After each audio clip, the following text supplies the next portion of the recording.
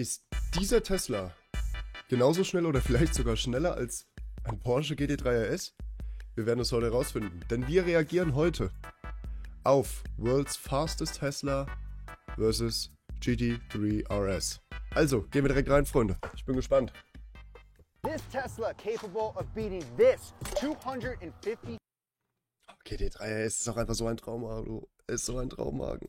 $1,000 Porsche GT3 RS around a racetrack? I mean, EVs are heavy, they have poor range, and they're boring cars to drive. But Model 3s are becoming more popular with driving enthusiasts. This one was the fastest EV on Pikes Peak last year.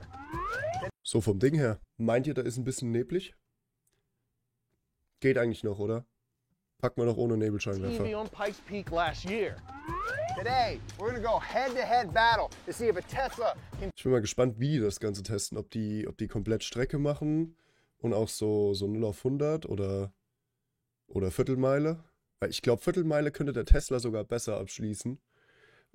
Aufgrund halt vom Elektromotor, weil du gehst halt drauf und der ist halt direkt da. Wenn der das alles auf die Straße bringt, plus das Tuning, glaube ich, auf reine Beschleunigung ist der Tesla sogar stärker als der GT3.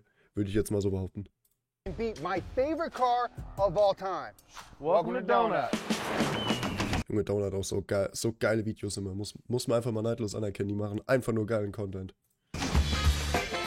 So we're in a Tesla. Yeah, we're on our way. Das war aber nicht der Tesla von vorhin. Nee. Das ist ein Standard. Ey, ich habe auch keine Ahnung von Tesla. Ist das ein Model 3?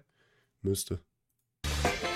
So we're in a Tesla. Yeah, we're on our way up to Streets of Willow. What's your initial thoughts inside this Tesla? This feels a lot like a mobile sim rig. Like, I don't know if the computer is giving me this road feel or if I'm actually feeling the road. The Model 3 in general, I believe, is the second most popular EV sold in America. Unfortunately. Now all the other Nee, also ganz ehrlich.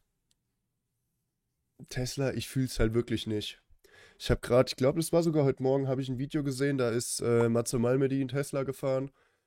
Und allein, dass der Blinker mittlerweile am Lenkrad ist halt schon einfach Ass. Du musst immer aufs Display gucken, in der Mitte, logischerweise. Ich find's an sich geile Idee, ja, aber dann mach doch ein Head-Up-Display rein. Dann mach doch hier vorne einfach ein Head-Up-Display rein, wo ihr nochmal alles grob seht. Dass man das hier clean lassen will, von der Optik her, okay, verstehe ich, wo es herkommt. Weil ganz ehrlich, immer hier rüber zu gucken, wie schnell du jetzt fährst, ob dein Blinker noch blinkt, weil sobald du halt ein bisschen Musik hörst, hörst du es halt nicht mehr, ob dein Blinker noch an ist oder nicht. Nee, fühle ich nicht. Fühle ich nicht. this setup. I mean, it's weird not having buttons. That's my first gripe when I get in a car like this. Like, you've changed so much of what a car is that you get what happened to me when I first got in here. That's gonna fold your mirrors, dude. Oh, dang it. Is this touch sense? Oh, you have to pull it. This should be the first 15 minutes of the video.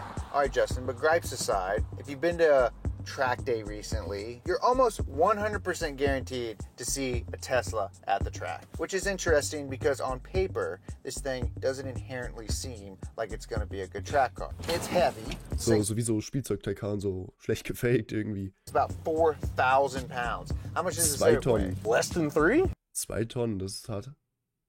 Naja, okay, die haben halt auch viel Schnickschnack drin, das muss man halt sagen. Yeah, less than 3. 1,000 pounds, that's a lot of weight. That's like half of your mama. You gotta make up for that with more power. You need bigger brakes when you have a heavier car. Those brakes get hotter quicker. And then finally, the big elephant in the room. Can't really just fill this thing up and go. Yeah, you gotta charge it. If you don't have enough for your whole day, then what are you gonna do? What are you gonna do? Regardless, Tesla sees the Model 3 as a track-worthy car. The performance version even ships with a dedicated track mode. Okay, so if we want to put this in track mode, there's a couple different profiles set up. We have a race preset, and we also have a drift preset. There's a drift preset? Yeah, so you can change the handling by changing Mach jetzt mal Drift Preset auf dem Highway. Probier mal. Kommt bestimmt the gefährlich. balance of the car. Higher front bias results in increased understeer, while higher rear motor bias results in increased oversteer. Das ist wahrscheinlich so ein bisschen wie Torque Vectoring im Golf 8R.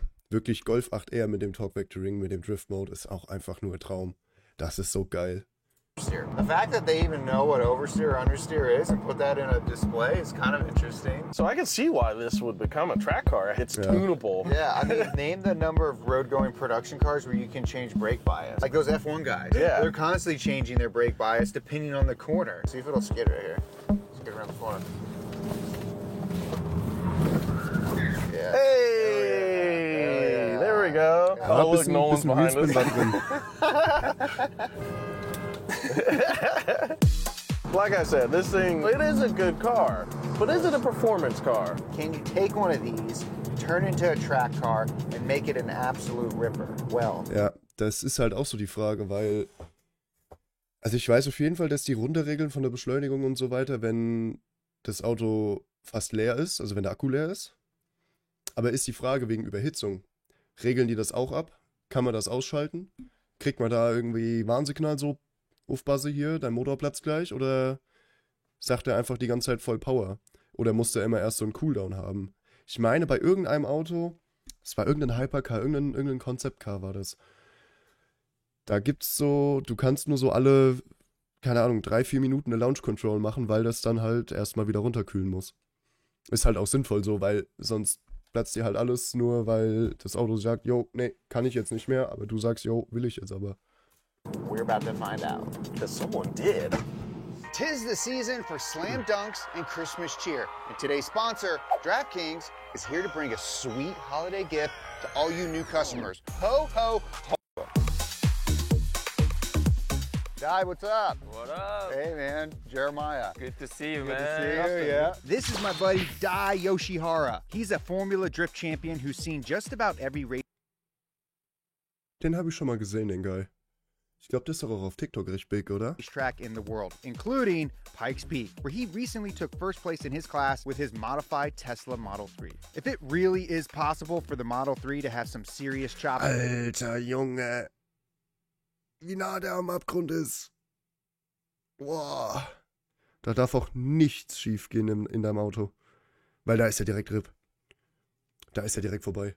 On the racetrack, it'll probably have to Pikes Peak. The most obvious is all the aerodynamic components. Big splitter in the front and a big wing in the back. But the most important is the upgraded cooling system for the battery pack. Junge, das ist ja mal ein Rieseneinlass, Alter.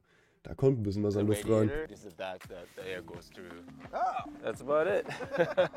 See, with a hill climb like Pikes Peak, battery range isn't really a concern. Instead, the biggest limiting factor is batteries overheating. As the temperature of the batteries get hotter, the performance of the car goes down significantly. So it's not a mileage thing, it's just like a abuse kind of thing. Yeah, it's like a short amount of time if you push on it too hard, and then it gets like almost like a link mode. Another super important mod is all the weight reduction Dai and his team have done to das the Ding car. sieht nicht mehr aus wie ein Tesla. Mirrors, carbon fiber doors. Oh wow. Dry carbon too? Oh nice. Okay, cool. Since most of the weight comes from the battery, it'd be almost impossible to get it anywhere close to a traditional sports car. But they still managed to lose around 400 pounds. Do you think that there's a future of cars like this built to be like a track day car? Yeah, definitely, because you've seen the truck that has a supercharger these days, like Baton Willow and Laguna Seca has a supercharger. It's gonna be the thing for sure. Yeah. In the future. Model 3s coming to a track near you. In order to get a sense of how much different this car is das from sieht the nicht base mehr Model aus wie ein 3 we drove Tesla. earlier, I'm gonna go take a couple slow laps around the track with it. You've driven this truck a lot, right? I guess. Yeah. It's interesting hearing no engine noise. Yeah. Just all tire rumble. I mean, to be honest, it doesn't feel like too crazy of a race car. No, it's not. So like I said, this is very easy to drive. I mean, especially you don't have to Das do glaub like ich. shifting or anything. Ja, das glaube ich. Das kann auch richtig gefährlich sein, wenn das ein Falscher in die Hand kriegt, Alter. Steering feels really good. Yeah. It's pretty responsive, how you said before. Yeah. And this is a street legal car, yeah? It is technically. So you could technically. Nicht in Deutschland. Da würde ich ja aber alles drauf verwetten, dass das in Deutschland nicht street legal ist. Alter, allein dieser Diffusor hinten drauf und das Lenkrad. Und eigentlich alles an dem Auto. Das wird mich schwer wundern, wenn TÜV da Ja sagt. Build something like this, daily drive it, and then take it to the track. Here's the thing though, we actually today got the ultimate daily driver, a GT3 RS. So geil. What we're gonna do is we're gonna put this car in a head-to-head battle against that GT3 RS and see which one comes out on top. That's totally cool. Let's turn this thing around. That's right, we're about to do a head-to-head track battle between a $250,000 Porsche and a modified EV. Now, in a typical time attack scenario, I would want to take several laps around the track to dial everything in and get comfortable with the car. However, the Model 3 here is pretty limited in terms of how long it can operate at peak performance. So to make this a fair competition, I get 1 hot lap in the Porsche and 1 hot lap in the Tesla.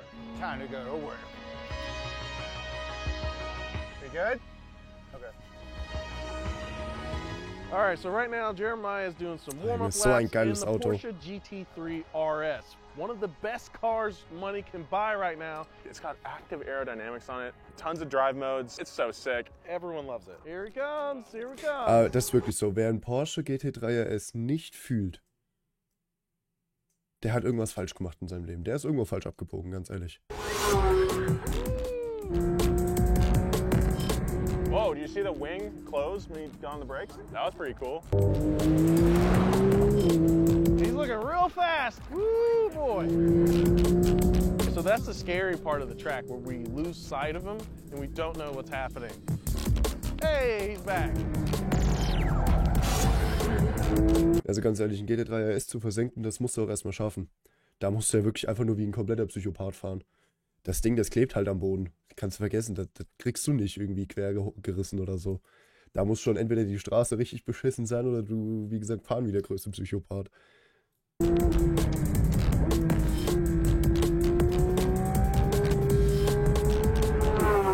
we go. What's the time? 1:21.3. That's really fast. And that's a Keine Ahnung, ich kenne die Strecke nicht, aber hört sich gut an. car you can buy and drive off the lot. Not bad, dude. This thing rips. Dude, that car's so fun. You have a good time? I had a great time. Glaube ich.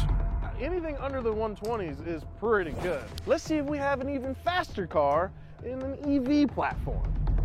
Einfach mal an den Spiegel gehängt, das Lenkrad. What we're worried about here is peak battery performance. We get one chance at this. Pretty much. It's gonna be hard, but hopefully it'll be up there. Yeah. He's coming around here. Dude, there's no sound. No so sound weird. whatsoever. Junge, das muss so komisch sein, auf einem Trackday zu sein und dann kommt ein Auto vorbei und du hörst nichts. He's coming around here. Dude, there's no sound. No so sound weird. whatsoever. It's hard to gauge how fast he's going because no sound. But I mean, he's going. Yeah, that's quicker on that. Yeah. It definitely looks good.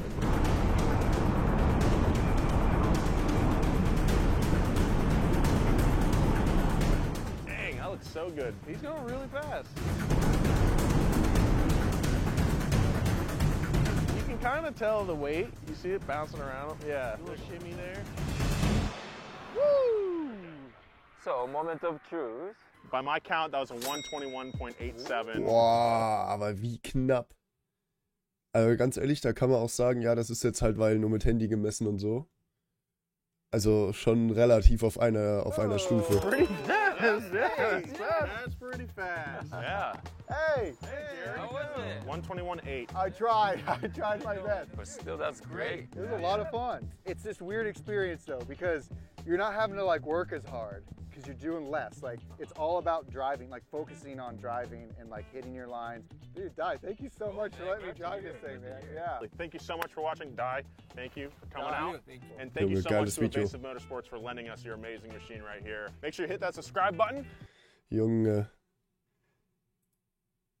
Ja, ich weiß ja nicht, also würde ich auch mal gern fahren,